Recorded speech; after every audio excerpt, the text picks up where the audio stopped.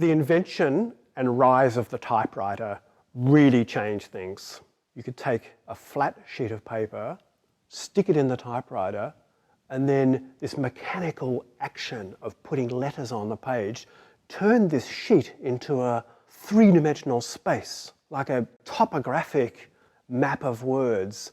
And the poets had an amazing time with this by putting a letter here and a word there and a symbol there and mixing it up and really making design out of the page rather than what we might otherwise think of as coherent sentences and phrases. This appeals to me as a musician because I think in music we can also play things that catch our ear and catch our eye. It doesn't always have to be from beginning to end. A note here and a swirl there and twist up there, take that and repeat it and maybe just hover here for a little while and do this and react to something else. It's a very expressive way of creating sound from an otherwise perhaps static page. I found some recent examples. This written in 2010, or should I say created in 2010, based on an earlier existing work, and the author is Jonathan Safran Foer. And what he's done is cut out huge amounts of the earlier text and there are only a few words remaining per page. So it really invites us to enter this book in a very different way than we might otherwise do. The designers of this wine bottle have done a similar thing here. With this text, they've erased almost all of the words and very beautiful remaining poem there.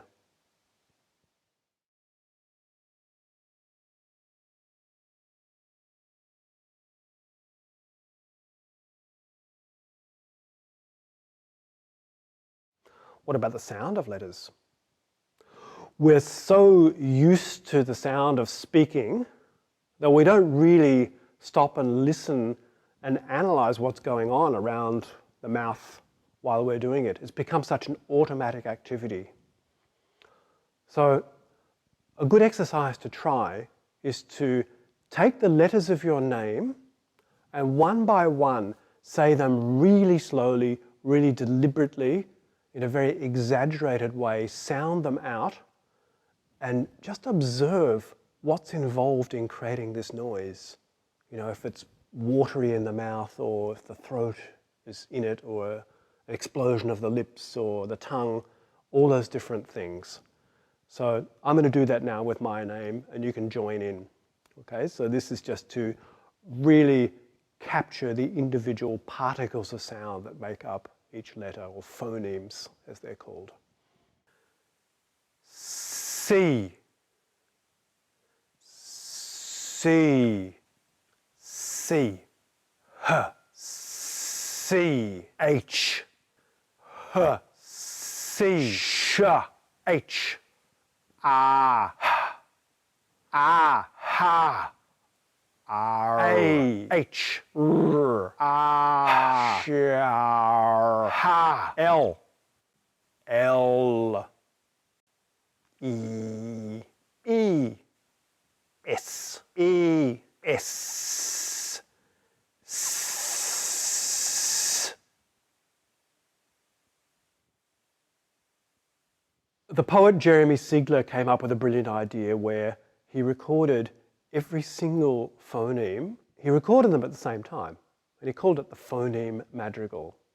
And his idea was that these are all the sounds we need. We hear them all at the same time.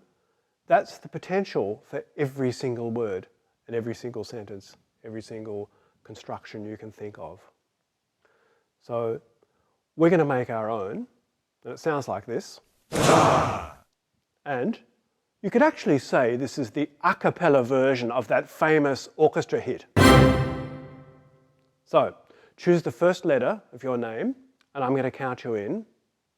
And you won't be alone because all the other letters will be sounding. All right? So this is now the letter madrigal. 1, 2, 3, 4. Yes! Let's do a soft version. 1, 2, 3, 4. C.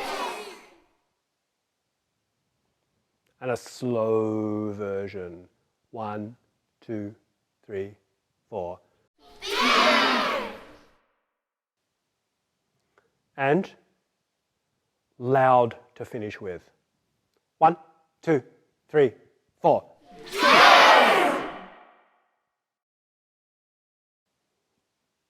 There are many activities you can do making connections between sound, music, and letters. It's particularly good if you're working with young people, and especially if those students are still getting the hang of spelling and writing and all those complexities. One fantastic activity in a typical group of students between 20 and 30 is make up some signs with the letters of the alphabet, lowercase on one side, uppercase on the other side, and give every student a letter and build the human typewriter. That means 3 rows, and you can discuss, well, why are they arranged starting with a Q and then a W and E, etc., and why not A, B, C? This is a really good thing to engage with. And then spell some words. So each student has to jump up and say their letter and hold it up when it's time in the word for that letter to occur. And if you've got a few more than 26 in the class, you can have a bit of punctuation as well, a few full stops and commas. If they're good at it, you can try those sentences like, the quick brown fox jumps over the lazy dog.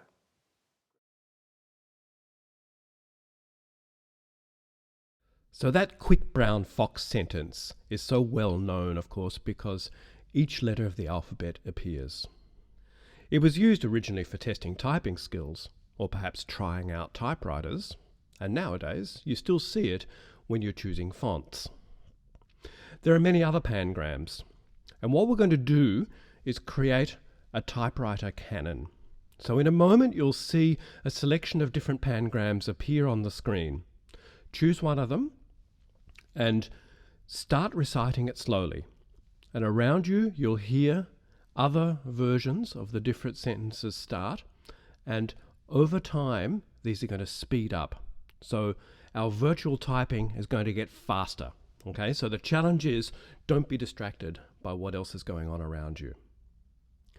This is the typewriter canon, and I'll see you at the end. Wham!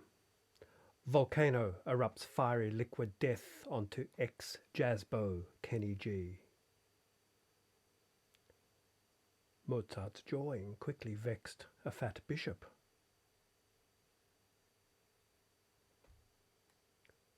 Wham!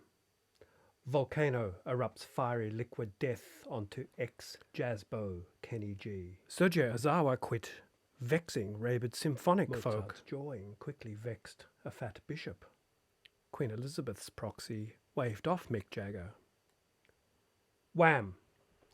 Quincy Jones vowed to fix Sergio Ozawa jazz program, vexing rabid symphonic folk.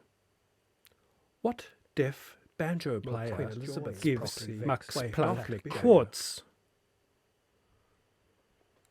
The exodus of jazzy pigeons craves the bleak symphonic folk with death onto ex-jazz bow. What perhaps deaf banjo President Clinton gives Max Planck quartz will be judged quite favourably. Sergio Ozawa Jones vexing rabid symphonic jazz wham.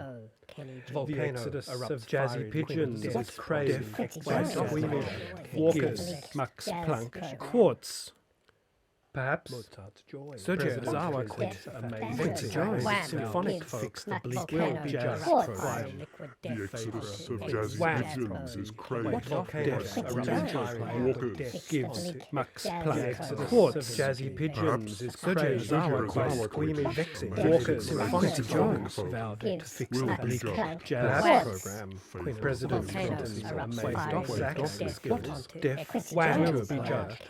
Gives Max Planck Chords, symphonic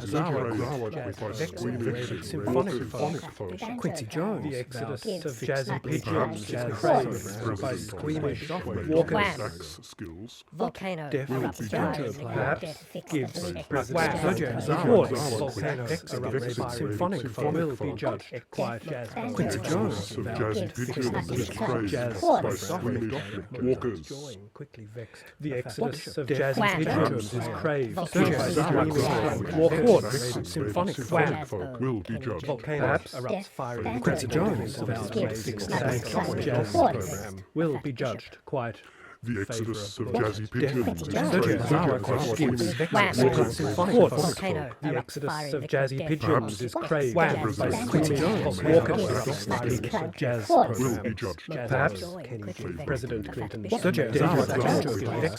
symphonic quartz. The exodus of jazzy pigeons is craved by squeamish walkers. Jazzy pigeons is craved by squeamish walkers.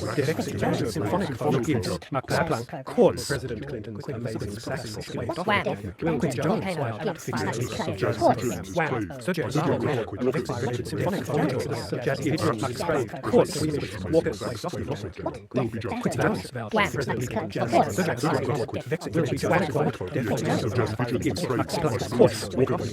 The exodus of jazzy pigeons is praised by